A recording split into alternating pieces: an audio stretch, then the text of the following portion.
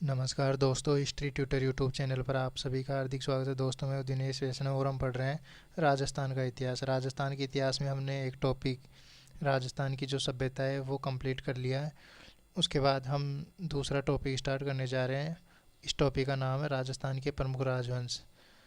ये राजस्थान के इतिहास का एक थोड़ा बड़ा सा टॉपिक है, पर लगभग लगभग 40-45 या 60-65 क्लास में इसको हम कंप्लीट कर लेंगे। तो राजस्थान के राजवंश में क्या क्या पढ़ेंगे हम इसमें पढ़ेंगे गुर्जर प्रतिहार वंश, चौहान वंश, गुहिल वंश, कछुआ वंश, राठौर वंश, भाटी वंश, यानी राजस्थान के जो लगभग लगभग सारे प्रमुख वंश है, जैसे यादव वंश भी हुआ, जाट वंश हुआ, ये सब पढ़ेंगे हम।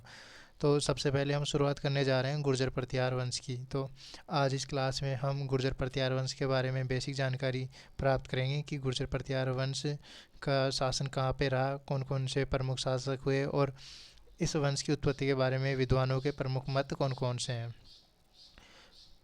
तो सबसे पहले हम पढ़ेंगे गुर्जर प्रतिहार वंश के बारे में। तो आज हम देखते हैं गुर्जर प्रतिहार वंश के बारे में। गुर्जर प्रतिहार वंश को समझने से पहले हमें जो तीन शब्द है गुर्जर, गुर्जरादर और प्रतिहार, इनके अर्थ समझ लेना चाहिए। तो गुर्जर क्यों कहा गया, क्योंकि गुर्जरातर क्षेत्र है, उससे संबंधित होने के कारण ही गुर्जर कहा गया। अब गुजरात क्षेत्र कौन सा है, तो ये मध्यवर्ती राजस्थान का क्षेत्र है। जो राजस्थान और गुजरात के बीच का जो क्षेत्र है उसे क्या कहा जाता था प्राचीन काल में, गुजरात। उसके बाद प्रतिहार का मतलब होता है द्वारपाल या रक्षक।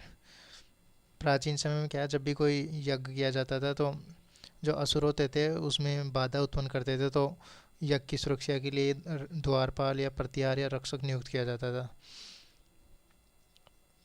उसके बाद हमें कि जो अधिकांश इतिहासकार वो क्या मानते हैं कि गुर्जर प्रतिहार वंश है तो भगवान राम के भाई लक्ष्मण वंशज।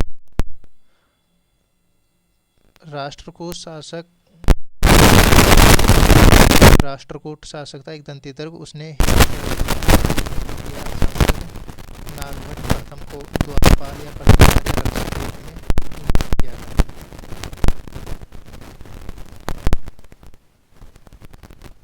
उसके बाद हम देखते हैं पृथ्वीराज रासो ग्रंथ।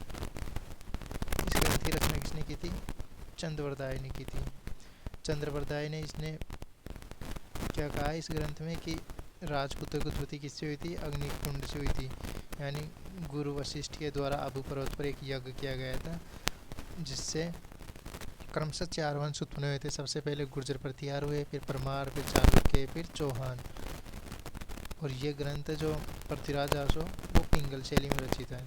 तो आपको ध्यान रखना है कि अग्निकुंड का सिद्धांत किसने दिया था, चंद्रवरदाय ने दिया था। कौन सी पुस्तक में दिया था, पृथ्वीराज रासो में दिया था। और अग्निकुंड से कौन कौन से वंशों की उत्पत्ति हुई थी, तो गुर्जर प्रतिहार, परमार, चालुक्य और चौहान, ये याद रखना आपको। उसके बाद देखते हैं ऐहोल अभिलेख।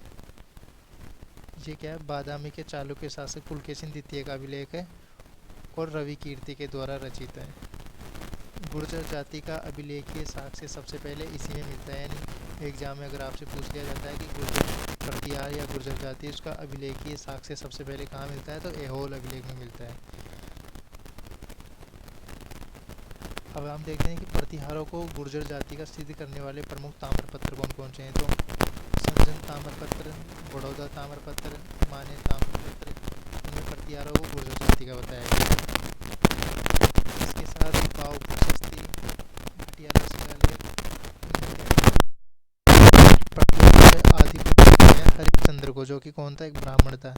तो इसमें जो गुर्जर प्रतिहार वंश का आदि पुरुष या संस्थापक या मूल पुरुष है हरिश्चंद्र, उसे एक ब्राह्मण या विपर कहा गया है।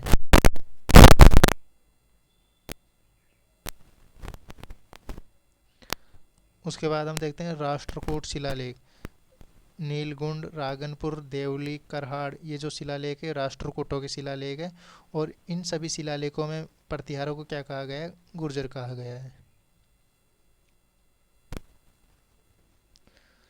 उसके बाद हम देखते हैं ग्वालियर प्रशस्ति।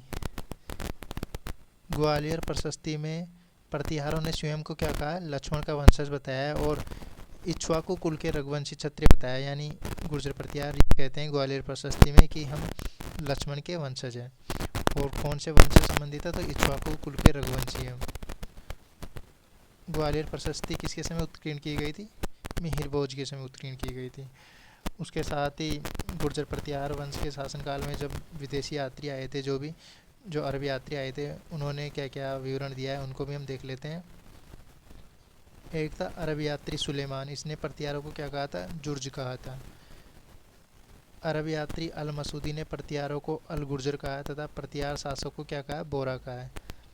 851 ईस्वी में अरब यात्री सुलेमान भारत आया था और इस सुलेमान ने मिहिर भोज को शक्तिशाली तथा इस्लाम का शत्रु बताया था। यानी अपने यात्रा वृत्तांत में ये सुलेमान लिखता है कि मिहिर भोज है वो भारत का शक्तिशाली शासक है और इस्लाम का शत्रु है।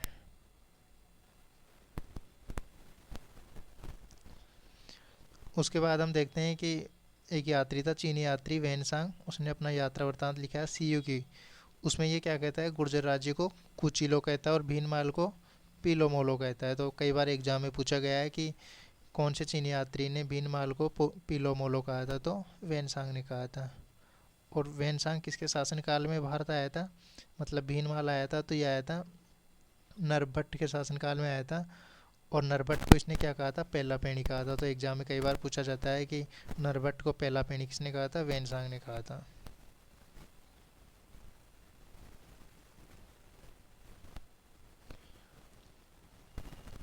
उसके बाद हम गुर्जर प्रतिहार वंश के बारे में जो विभिन्न विद्वानों के मत है वो भी देख लेते हैं। तो कनिंगम क्या कहता है कि जो गुर्जर प्रतिहार वो कौन थे? शक या कुछाण यूची जाति के थे। यानी गुर्जर प्रतिहारों की उत्पत्ति है वो शक या कुछाण यूची जाति से हुई थी। उसके बाद जैक्सन और भंडारकर क्या कहता है कि गुर्जर प्रतिहारों की उत्पत्ति एक विदेशी जाति खजर से उत्पन्न हुई थी। कर्नल टॉड और विलियम क्रू क्या कहते हैं? गुर्जर प्रतिहारों की उत्पत्ति सक्सीतियन जाति से हुई थी। इसके साथ ही स्मिथ का मत देखते हैं हम। तो स्मिथ क्या कहते हैं कि गुर्जर प्रतिहार कौन थे? हुणों की संतान थे। जबकि कैनेडी महोदय ये गुर्जर प्रतिहारों को ईरानी मूल का बताता है कि गुर्जर प्रतिहार है, इनके जो वंशज थे वो ईरान में रहते थे और ईरान से इनकी शाखा यहाँ पे आई थी गुजरात क्षेत्र में। डॉक्टर गौरीशंकर हीराचंद ओझा क्या कहता है कि जो गुर्जर प्रतिहार वो सूर्यवंशी रघुवंशी क्षत्रिय थे। इसके साथ ही वी स्मिथ और स्टेन फोन है वो क्या कहते हैं कि गुर्जर प्रतिहारों की उत्पत्ति भीनमाल क्षेत्र में हुई थी। यानी गुर्जर प्रतिहारों की उत्पत्ति भारत से बाहर न होकर के भारत के अंदर ही हुई थी। और कहाँ पे हुई थी? भीनमाल क्षेत्र में हुई थी। उसके बाद एक प्रमुख विद्वान हुए मूणोत नेणसी, उन्होंने क्या कहा कि गुर्जर प्रतिहार है उनकी 26 शाखाएँ थी। यानी उन्होंने गुर्जर प्रतिहारों की 26 शाखाओं का वर्णन किया है। कौन कौन सी शाखा थी? जैसे मंडोर के प्रतिहार हुए, अवंती के प्रतिहार हुए, उसके साथ ही कन्नौज के प्रतिहार हुए, राजौगढ़ के प्रतिहार हुए, भड़ोज के प्रतिहार हुए।